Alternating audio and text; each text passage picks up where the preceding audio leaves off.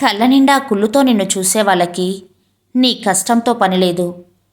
మనసు నిండా ప్రేమతో నిన్ను చూసే వాళ్ళకి నీ లోపాలతో పనిలేదు. కడుపు నిండా ద్వేషంతో నిన్ను చూసే వాళ్ళకి నీ మంచితనంతో పనిలేదు. గుండె నిండా అభిమానంతో నిన్ను చూసే వాళ్ళకి నీ తప్పొప్పులతో పనిలేదు. రక్తం నిండా కోపంతో చూసే వాళ్ళకి నీ పశ్చాత్తాపంతో పనిలేదు. వీళ్ళే కాదు, నీ చుట్టూ ఉన్న 100 మంది 100 రకాలుగా చూడవచ్చు. వాళ్ళందరూ వాళ్ళ లోపల ఉన్న ఎమోషనల్తోనే నిన్ను చూస్తారు. నిన్నుగా చూడగలిగేది ఆ పైవాడి తర్వాత నువ్వు మాత్రమే.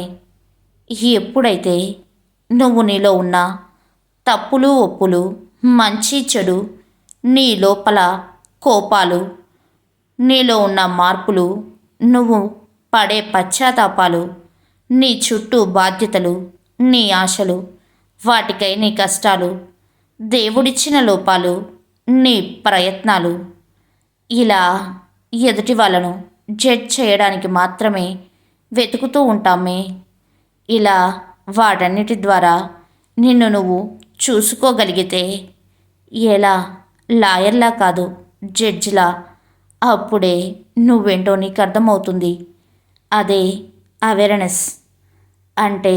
సెల్ఫ్ అవేర్నెస్ నీకు చాలా ప్రశాంతతనిస్తుంది. అనవసరంగా ఎవరిని ఏమీ అనలేవు. ఎందుకంటే నీకు తెలుసు ఎవరి బాధలు వాళ్ళకి ఉంటాయి లోపల అని. ఒకరిని ప్రశ్నించడం చాలా ఈజీ, కానీ నిన్ను నువ్వు ప్రశ్నించుకోవడం చాలా కష్టం. అందుకే ఎప్పుడూ నువ్వు తెలుసుకుంటూ ఉండు.